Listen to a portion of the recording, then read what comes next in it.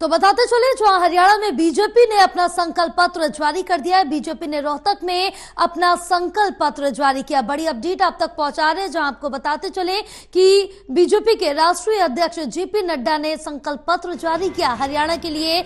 BJP के संकल्प पत्र में 20 बड़े वादे किए गए। महिलाओं को लाडो लक्ष्मी योजना के तहत हर महीने 2100 रुपए, IMT खरखौदा की तर्ज पर 10 औद्योगिक शहरों का निर्माण रखा गया है। हर परिवार को 10 लाख तक का मुफ्त इलाज भी दिया जाएगा। साथ ही 70 साल से अधिक प्रत्येक बुजुर्ग को मुफ्त इलाज दिया जाएगा।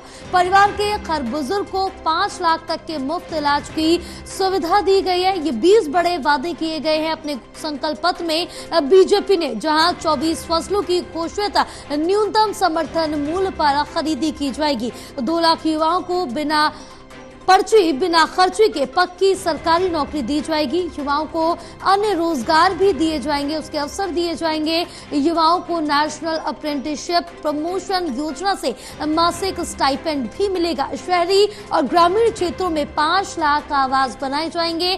सरकारी अस्पतालों में डायलिसिस मुफ्त रखा जाएगा, यानी कि डायलिसिस की सुविधा लोगों को भी मिल सकेगी। सभी अस्पतालों में डायग्नोसिस मुफ्त रहेगा।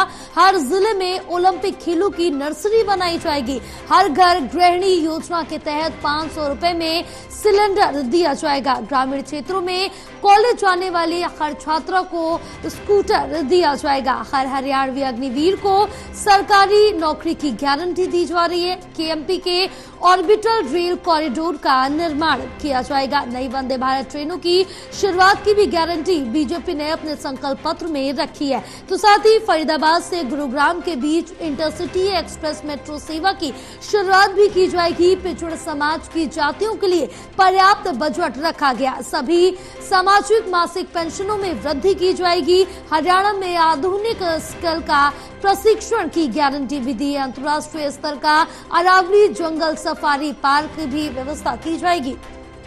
तो बीजेपी ने अपने संकल्प पत्र में 20 बड़े वादे किए हैं जनता तक पहुंचने के लिए, जनता के दिल को छूने के लिए। साथ ही साथ यहां पर बीजेपी के राष्ट्रीय अध्यक्ष जेपी नड्डा भी कहते हुए नजर आए कि मैं एक बार फिर से अपना लाइसेंस हरियाणा में रिन्यू कराने आया, यानी कि तीसरी बार बीजेपी को यहां पर समर्थन देकर तीसरी बार भारी मतों के साथ उनकी सरकार बनाई जाए, ये कहते हुए जेपी नड्डा नजर आए। फिलहाल अब देखना होगा कि कितनी बड़ी टक्कर यहां पर बीजेपी कांग्रेस को अपने संकल्प पत्र के जरिए दे रही है।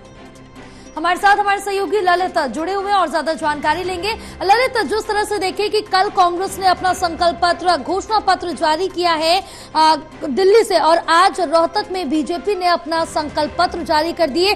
20 बड़े दावे वादे किए। किस तरह इन दावे वादों के जरिए क्या जनता के दिल तक पहुंच पाएगी बीजेपी? एक बार फिर से तीसरी बार सरकार बनाने में कामयाब रहेगी?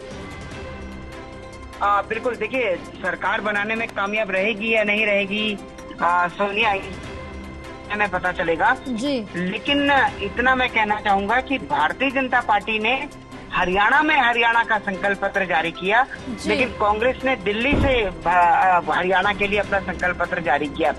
हम भी भारतीय जनता पार्टी ने रोहतक को चुना है, जिसे हरियाणा की पॉलिटिकल कैपिटल कहा जाता है, यानी कि राजनीतिक राजधानी कहा जाता है। और अगर संकल्प पत्र की बात करें, मैं कुछ अहम बातें बताना चाहता हूँ कि संकल्प पत्र की जो 20 अहम बातें हैं, उनमें सभी महिलाओं को जो है लाडो लक्ष्मी योजना के तहत 2100 रुपए प्रति माह देने की योजना बनाई गई है।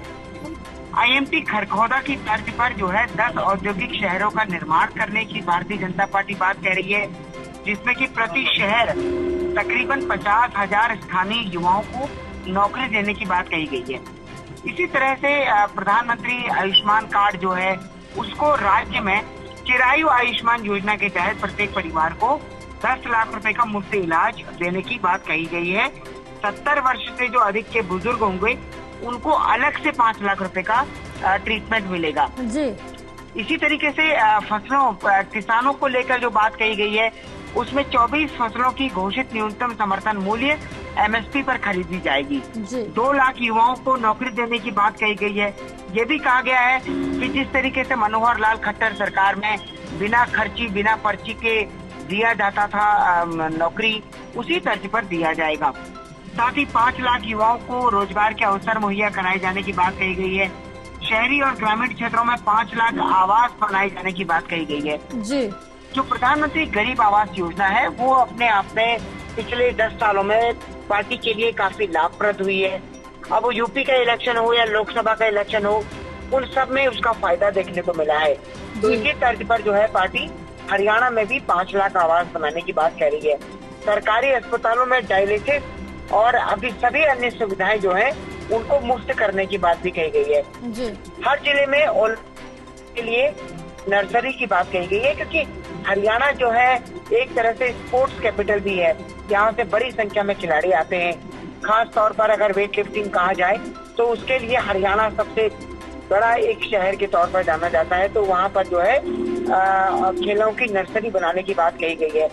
गृहिणी योजना के तहत 500 रुपए में सिलेंडर देने की बात जो है कांग्रेस के घोषणा पत्र में भी कही गई है।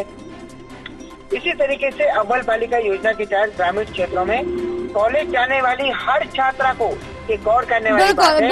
बिल्कुल ललिता, क्योंकि अगर जिस तरह से देखें कि हर एक वर्ग का बीजेपी ने अपने संकल्प पत्र में ध्यान रखा है, अब देखना होगा किस तरह से जनता के दिल तक संकल्प पत्र के जरिए पहुंच पाते हैं। बहरहाल तमाम जानकारी साझा करने के लिए बहुत शुक्रिया आपका।